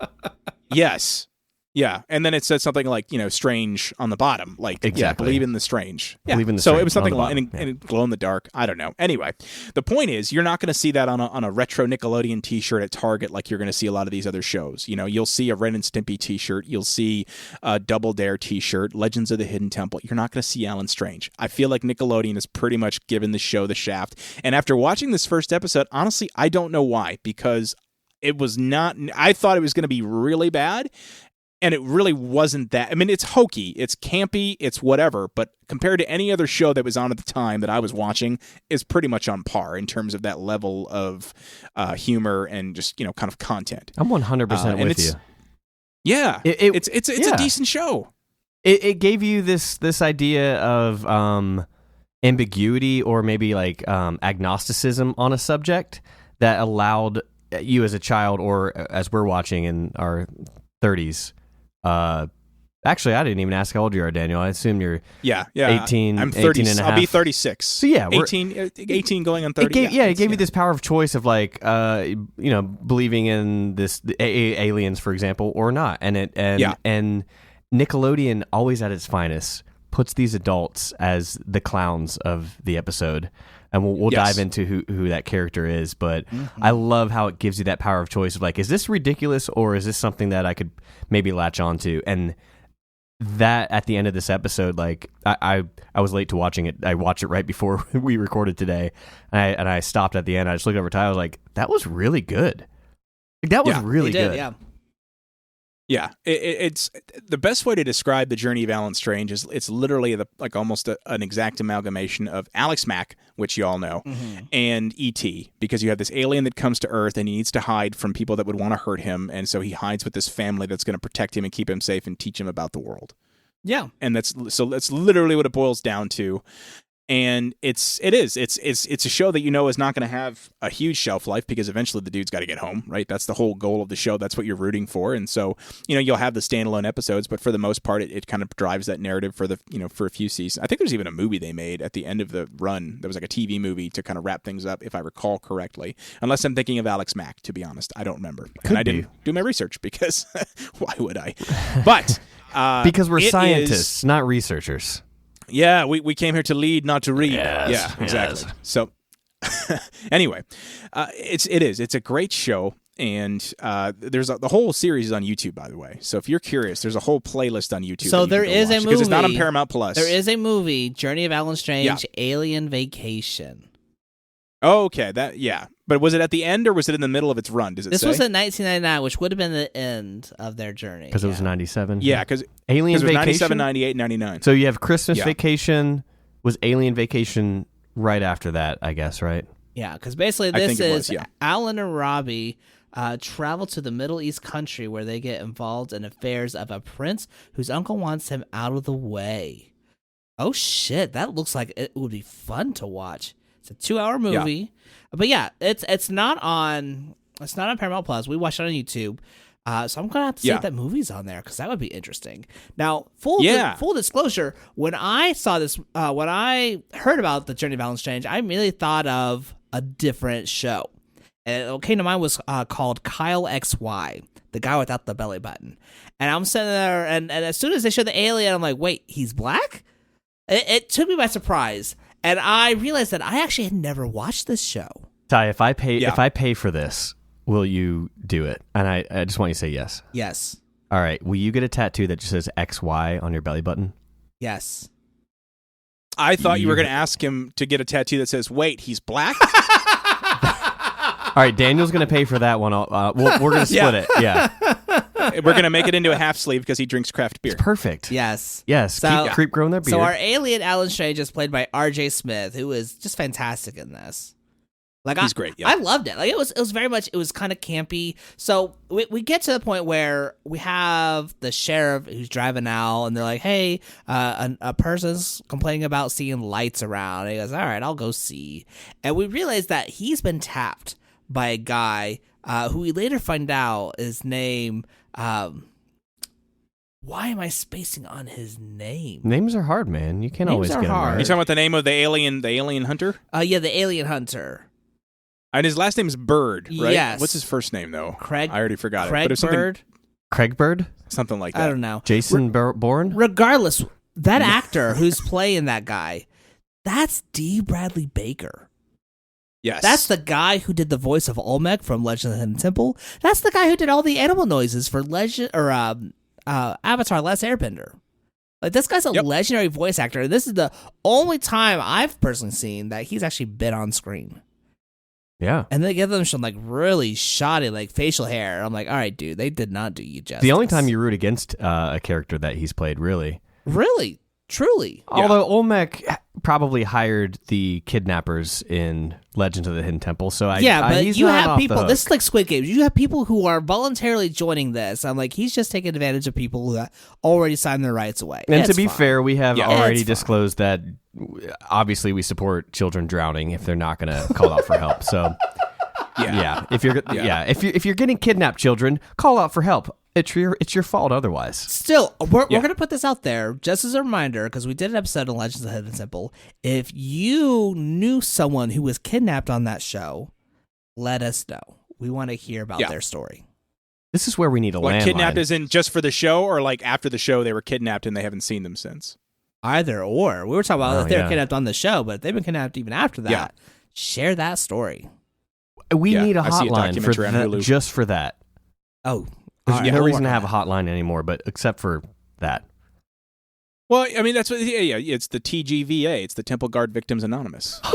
You know. Yes, the foundation's already that. started. I love it. It's already coming together. Yeah. Oh, it's beautiful. Coming Yeah, together. you got that creepy as hell mask that they wear in the when they're kidnapping you. Like that's like the logo for the thing, so that whoever shows up, you know that they're like already traumatized coming into the meeting.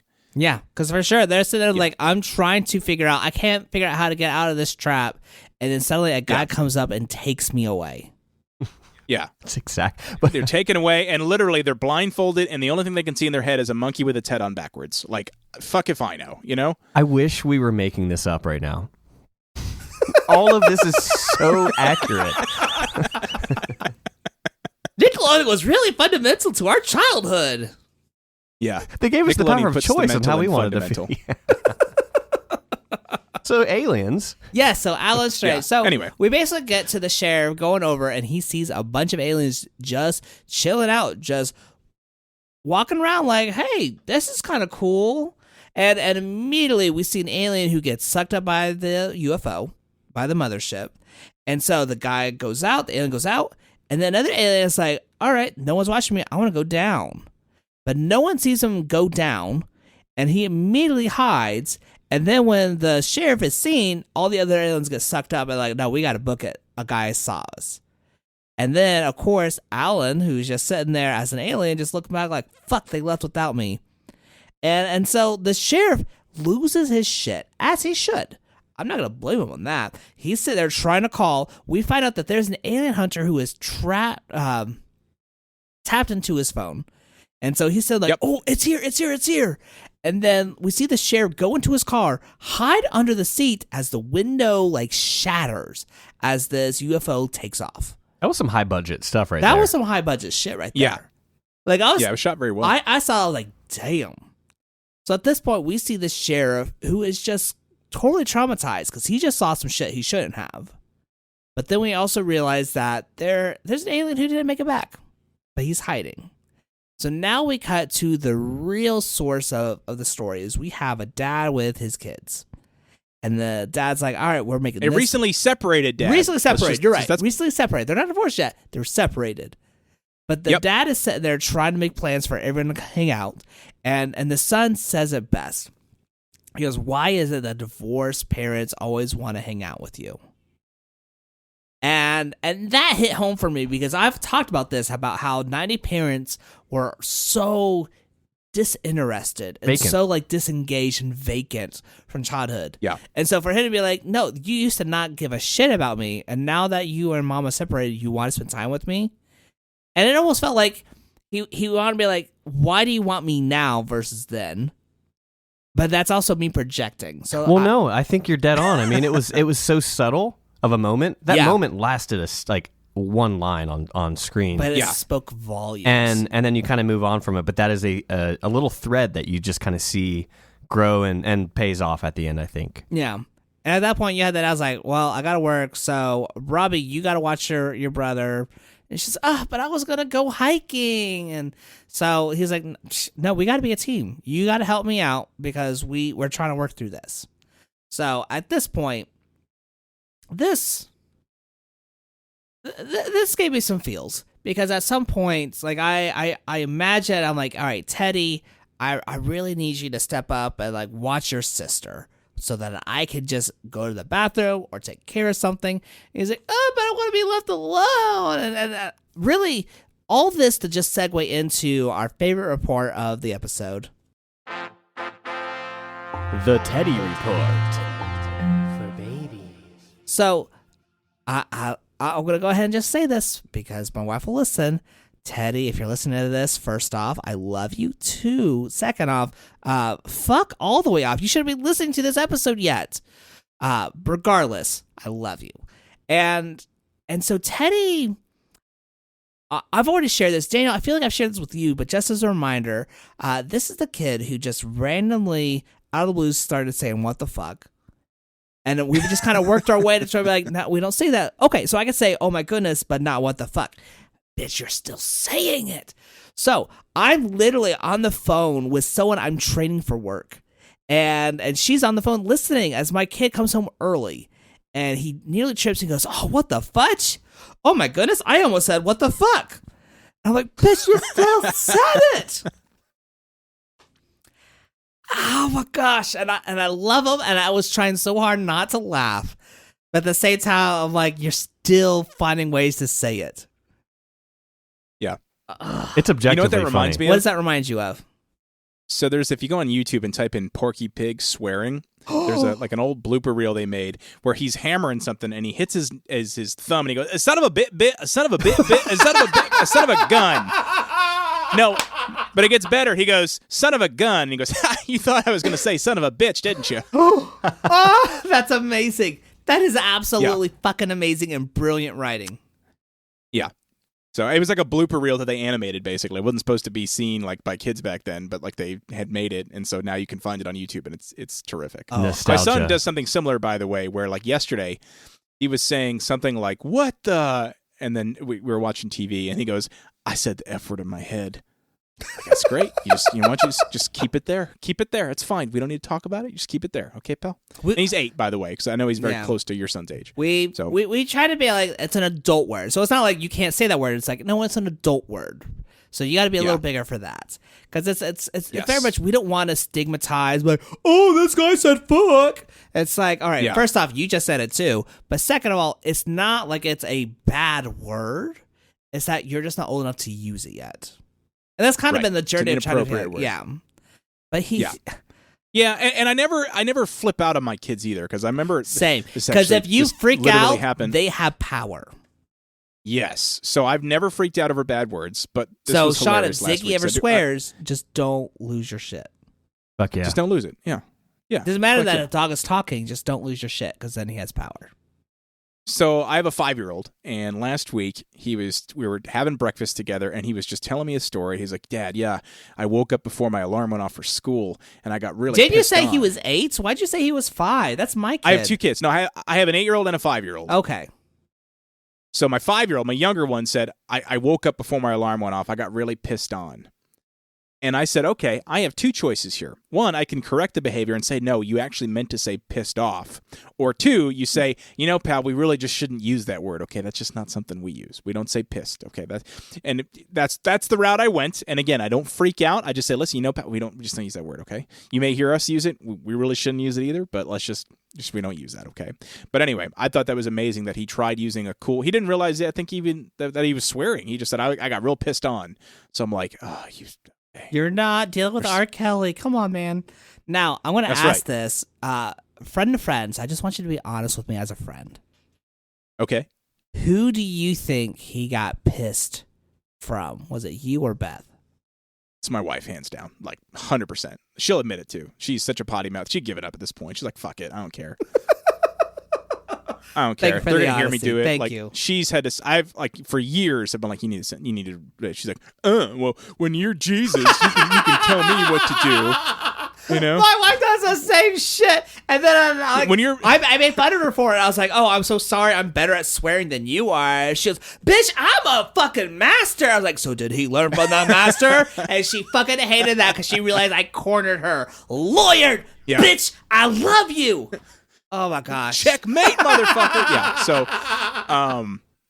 So that's if I call her out for something that I'm like, you really shouldn't do that. She'll be like, well, when you're Jesus, you can tell me what to do, okay? Oh, she does that all the time.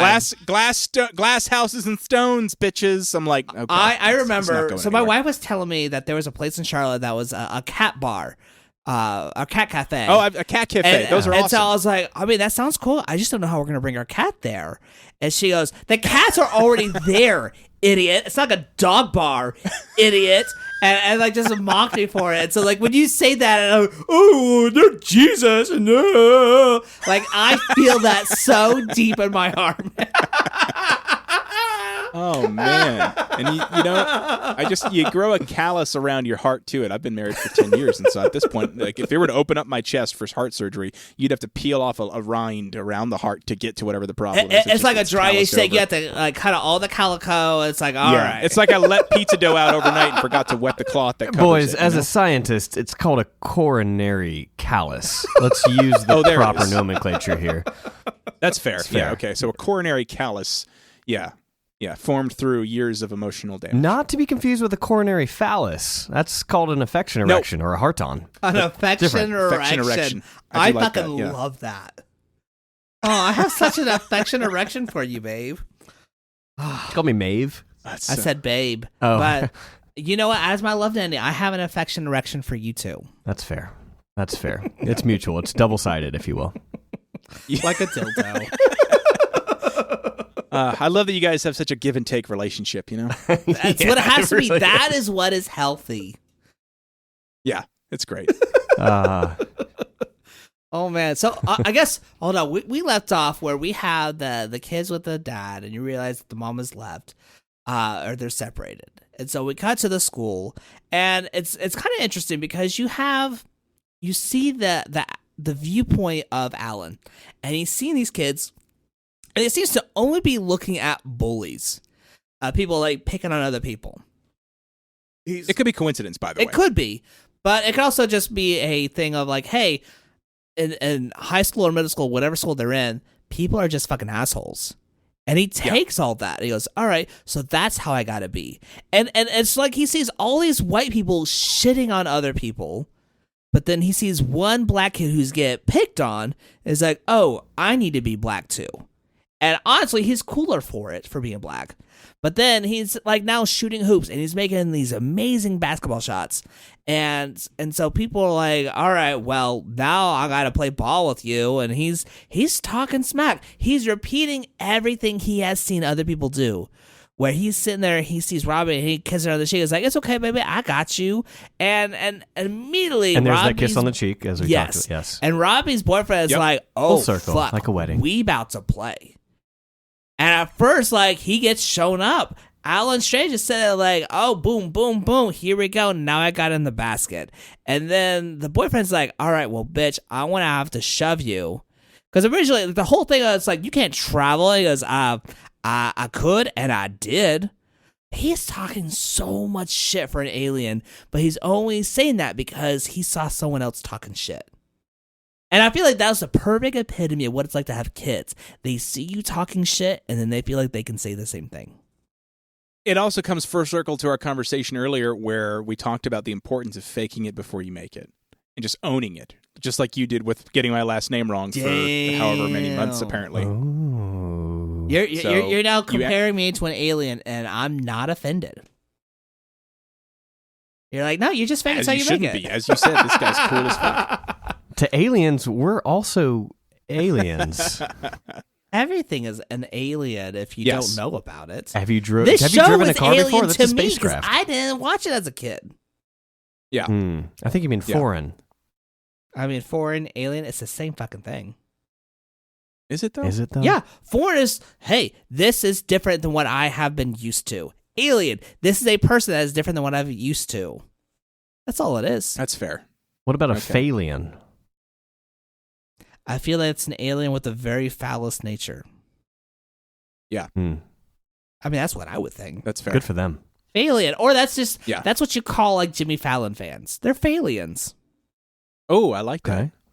So Jimmy Fallon, So, if you like, see all that, 7 of them. yes, we could take a royalty on that. And how have you not sponsored us by now, Jimmy Yeah, Fallon? Jimmy Fallon, come on, on. be on the show. God. Yeah. He'd be a hoot. He'd be a hoot and a holler. He Oh would. my goodness, all the stuff he would talk about the 90s. He's like, well, I was already adult then, so like, let's talk about the 80s. And Was that Jimmy Fallon? That was Jimmy Fallon. Holy shit. We'll go with yeah, that was a really great impression, if I say so myself. Yeah. That's way better than my impressions, although I do some pretty good Nickelodeon impressions. Oh my goodness, it should have been a chocolate cake, not a carrot cake. Sorry. Mink. Yeah, no. You know what I pretty actually good. do a really good Mink. impression of is, we're not talking about the show today, but I do a really good impression of SpongeBob laughing. Oh, please do right please. You want to now. hear I it? do Absolutely. right now. All right, I'm going to back away so I don't blow out my microphone here. Hold on.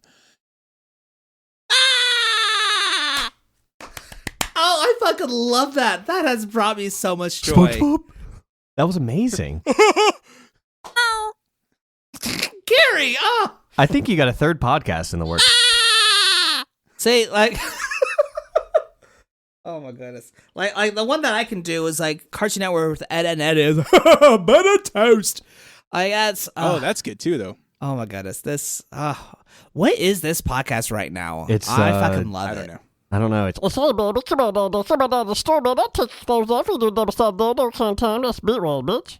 I don't know if that was Meatball or That's Stitch, Stitch? but either way, I think it they're was Meatball. very much on the from- same. yes. You flip a coin Well, and you then know, and you pitch it up a little bit, and you got Elmo from Sesame Street all of a sudden. I'm totally having fun on Whiskeylodeon. Oh, that's giving me nightmares. That's gonna be our. We're gonna use that clip for every episode that follows this one. Whiskeylodeon. Yes. Yes. I know your theme song. I love your theme song. Oh, shucks. It was a really great collaboration because it was basically like it was a song I wrote that Sean produced. And it's perfect. just Yeah. and I'm by the time this episode comes out, you will have heard the episode 6 is no. This would have been episode 3. Episode 3 that would have been coming out. It's actually going to be coming out on Tuesday, so you'll want to listen to this. Oh, but yeah, the yeah. musical thing that Sean does, like, oh my gosh, you are a fucking musical genius, Sean, and I love you. It's been a fun season for that. You know. It's Just been gotta- absolute fun season. We like to mix it up. Just stretch your creativity muscles. Yeah. It's fun. It's Yeah. fun times. You know. for sure. Well, speaking of Stitch, Stitch is an alien. And speaking of aliens, Yes. Full circle. There it is. so we get it to where like Alan is basically talking shit to Robbie's boyfriend. I don't know who he is yet because this again the first episode I've seen, and so at this point, the principal comes in, or no, the vice principal. So the vice principal's like, "All right, what are we all doing here?" And he talks shit to her, and so Robbie's like, "The fuck are you doing? That's the VP." And he is like, "Bitch, I don't know her like that." And it's amazing. Like the vice principal's like, "Oh, I want to keep an eye on you." And at this point, he disappears, and Robbie's sitting there walking, and he pops up out of nowhere. I'm like, "Hey, let's be friends." And she's like, "Bitch, I don't know you either." And at this point, that's when you have the brother, whose name is escaping me right now. I've been terrible at names this episode. We'll call him Ty. We'll call him Ty. And so Robbie's little brother, Josh is the Ty- brother. What was the name, Josh? Josh is the name of the brother. Josh. Yeah. Okay. So Josh is like, hey, bring your friend. And she's like, he's not my friend. And he's disappeared again. And turns out the brother is pretty fucking smart. He's built a He's like the fucking younger robot. son on Honey, I Shrunk the Kids. Yes, he's built a fucking robot. And this is one of the things was like, man, I wish my parents would have given me Lego robotics because then I could fucking feel like I could do that shit too. Yeah. And at this point, like, he's like, I don't know what's going on.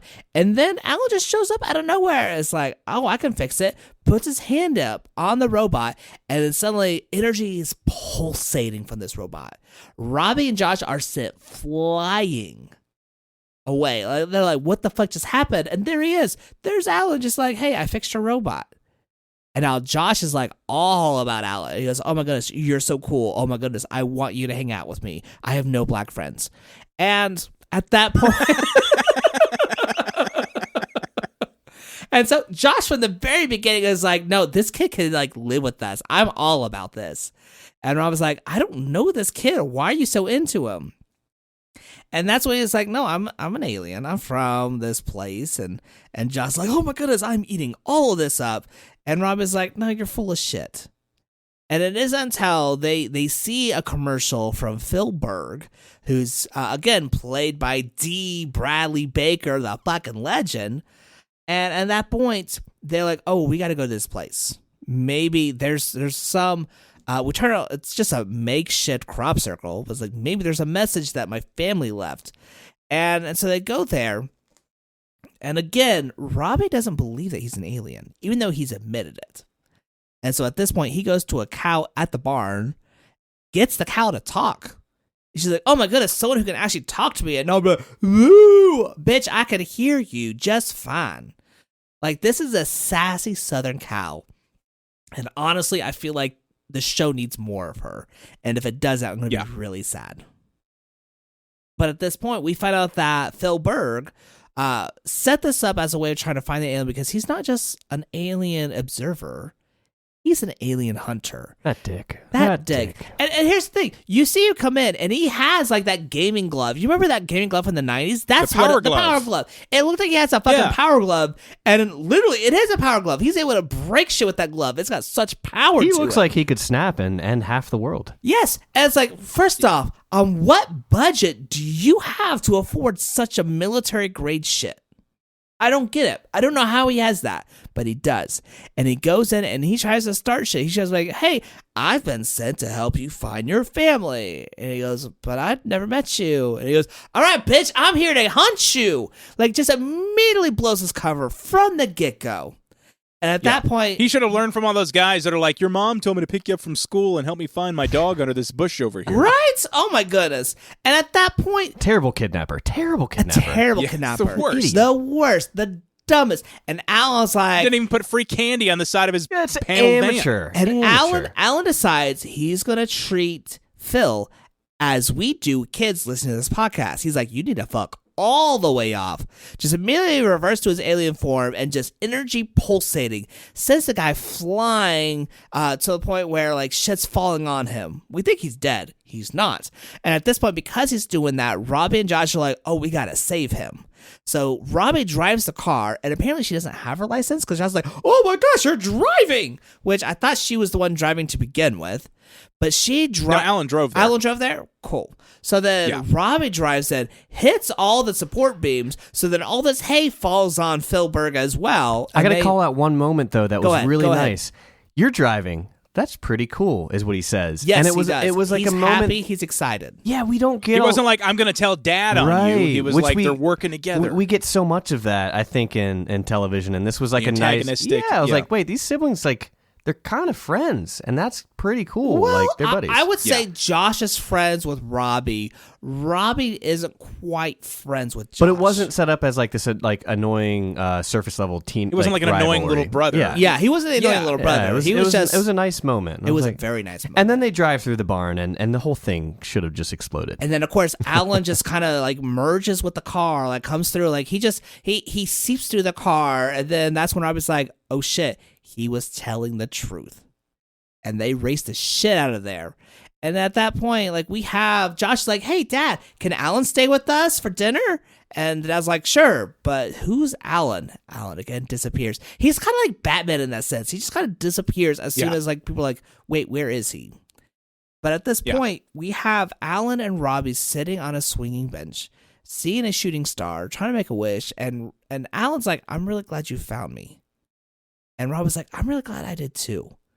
It's kind of like this really nice, intimate moment, which is very rare for Nickelodeon, I feel like. Just to have that kind of heartfelt, like, no, I'm just really glad this maturity. happened. It has a maturity to it that usually Nickelodeon doesn't. And I don't say that in a way of dissing Nickelodeon, because I feel like Nickelodeon, out of all the networks, treats their viewers as people more so than other syndicated, not syndicated, other, what the fuck am I trying to say? Networks do to kids. Thank you, Sean. So here we are, where Alan's sitting there like, I'm so glad I found you. And of course, Robbie's like, I'm glad I found you too. And at this point, like, they're like, hey, we're going to help you find your family. Like, we'll be here until your family finds you. And he's like, that might be a while, because I stood upon that ship. No one knew I was on that ship. And that kind of changes things, because this isn't just an alien trying to figure out the world that he's in. This is a teenage thing. This is a kid alien who's like, I want to see what's out there too. And I want to sneak on. I want to sneak off. And then he realizes, fuck, I've been left behind. And now he's going to have to like visibly grow up, because now he has to do this on his own. Except he doesn't have to do it out on his own, because now he has a family. It was kind of this beautiful ending where it's like, hey, like, we're going to help you, like, with school, whatever we need to, we're going to help you through this. And now he has a family. It's optimistic. Yes. And I'm kind of curious. I want to watch episode 2 now, because like at this point, it's like, how do they convince the dad to be like, no, this guy stays with us now? I don't know. I honestly, I can't remember. Because it's been years since I've watched the rest of it, but I'd be curious as well. Like I said, it's that one playlist has every single episode, so you can just bang through that thing. For sure. YouTube, just say Journey of Alan Strange season 1, and it'll pull up all the fucking episodes, because it's not. Actually, that was one of the fun facts I wanted to share. Is like, this show has not had an official physical or digital home release since the original airing. It's never been like on, and I don't know why, because it's a good show. It was a great show. So give it a shot if you haven't seen it. If you did enjoy it, watch it again. It was fun. Highly recommend. I think my kids would like it. Like, it's one of those shows where like my kids could watch it and understand what's going on. It's just, and it's because it's goofy, it's silly, but there's stuff that I'm like, yeah, this is good. This is not bad. I mean, you know, it's a kid's show, but yeah, it's got a good message. It's like you said, it's got that maturity factor to it that Nickelodeon was really good at. And I think like this is one of those shows where Nickelodeon was kind of like putting out content that grew up with their audience. Like, I feel like they were keeping their audience and following what they're interested in all the way through. And maybe that's why it wasn't as popular, because kids were they're starting to age out of a lot of Nickelodeon programming maybe. And so like it just wasn't as popular. I don't know. But for whatever reason, I wish the show got more love than it gets, because, you know, it's being overshadowed by Alex Mack and Keenan and Kel and, you know, all these other, to the detriment of the show, Alex Mack and all that and all those other shows, they hold up really, really well. So this was a great show. Yeah. But comparatively, I'm like, I don't know if this compares as well. Like, if I try to compare I don't know. I feel like Alex Mack, though, is on par with this. I mean, from what I remember of Alex Mack, but maybe not. I don't know. I just feel like you had said this felt like a ripoff of Alex Mack, but just a little different. Yeah. And I get that. Like, I feel like this had those vibes of Alex Mack, but had a different angle versus just, hey, here's a normal person now with powers. Here's an alien with powers. So, like, I can see that, but it's one of those things where it just... And it wasn't Alan. It wasn't Alex. It was Alan. I'm like, they're not even trying, you know? Alan Mack Strange. The journey of Alex. The secret Alan journey McStrange. of Alex Mack Strange. Alien Strange. Yes, that's something else. That's The Secret Journey of Alex Strange. That sounds like a perfectly good kids It's a crossover series. It should have been a crossover. Yes. Honestly, between Alex Mack and Alan Strange, this should have been a crossover. There's still time. Yes, if they could do a crossover with Boy Meets World and Family Matters, make this happen. Right. Oh, done and done. Yes. But Daniel, first off, thank you so much for being on our show. We've loved having you here, man. Absolutely. It's been so much fun. Dude, this is great, man. Yes, thank you. I'd love to come back, dude. This was great. I mean, and I'd love to have you both on. I know I always get you on there, Ty, and you're like, oh, Sean's busy. He's moving. How many fucking houses have you lived in, Sean, since I have tried booking you? Well, always moving. I tell you what, you goddamn nomad. You book me on your podcast, I'll tell you all about it. And you'll be like, well, that was a dumb story. Yeah. But seriously, guys, thank you so much for having me on. This was a blast, and I really appreciate it. Absolutely. One final blast for your podcast. Go ahead and let them know what your podcasts are, where to find it. Absolutely. So I guess I'm one of the weird ones that has two podcasts to promote on your show, but the first one is Beer Before Fear, all about craft beer and horror movies. You can find that anywhere you find your normal podcasts, iTunes, Spotify, Amazon, wherever. Just type in Beer Before Fear, look for the skull glass filled with beer and a bunch of VHS tapes. You're in the right place. And then Generation S, a podcast about growing up in the 90s and the early 2000s. If you type in Generation S, it now shows up front and center. You'll look for it's basically the artwork is a piece of paper with somebody hand drawing that big letter S that we drew as kids on the front. And your artwork is phenomenal. Dude, thank you. You know, it's funny. I was going to, you mentioned that. I haven't done new artwork for my shows in months at this point, just because I'm doing a new podcast. I have all this other stuff that I'm doing. I just haven't had time. But thank you. I appreciate that, because I do have a lot of fun with making those. I might go back to it. It's been a while, but I appreciate that. So yeah, that's there, and we cover anything you could think of in the 90s, man. In fact, probably my claim to fame at this point is I was able to interview the illustrator of the Goosebumps books, Tim Jacobus. So that's the most famous, aside from you, Ty. That's the most famous person I've had on my show. So super excited. But yeah, I think we're in like the 60s now as far as episodes, so it's been going for a while. And so check it out. Again, Amazon, iTunes, Spotify, wherever you get your podcasts.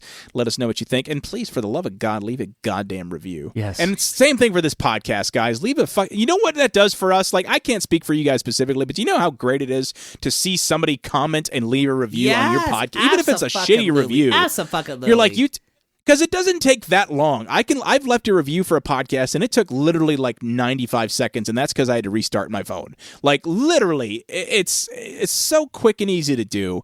But first off, it helps you with your listings when someone's looking for a podcast about whatever you're talking about. It helps you get up on the list. But two, it just gives you something to say. Okay, someone's listening to this. Like, you and I, we can look at our stats to see who downloads shit. But when somebody comments back and says, "I love this show, I love the hosts," like, holy fuck, does that make your day? Oh, for sure. And like, by so all anyway, means, sorry, that was a soapbox I was not planning to get on. So I apologize. If you love this episode, again, I have been on three episodes on his show. Again, it was Snick. It was Toonami, yes, and then there was also TV Dads. Yes. And speaking of soap, and I will get you back on. Speaking of soapboxes, please lather up before you get into the shower, everybody. Just I will fucking try it. If not the night before. I will fucking try it. That's weird to me, because I'm like, I always feel like I need water to lather because it needs that. But I'm gonna try it, and then I'll let you guys know. Dry soap it, baby. Yeah, no, dry. I would even go, like body spray. That's even just axe it up, a little bit of coconut oil. Axe it up, and then maybe even use like a kitchen sponge just to make sure it's in the pores. Yeah, and it should be used, that way it's broken in. Just use lotion, you ashy motherfuckers. Daniel, thanks, man. Seriously, this has been a blast. I love meeting new people on the day of a recording, and I feel like this was a ton of fun. And I just appreciate your energy and what you're doing, and thank you for meeting Ty so that I got to meet you. Yes, my pleasure, and looking forward to doing this again. And Daniel, if you could leave our audience with a quick on-the-fly haiku, what would it be? Looking outside now, I see only dark skies now. I just said now twice. I haven't even been recording this whole time. I don't know what I'm doing. I thought red meant stop worrying about it. You're fine. I thought this was a dress rehearsal.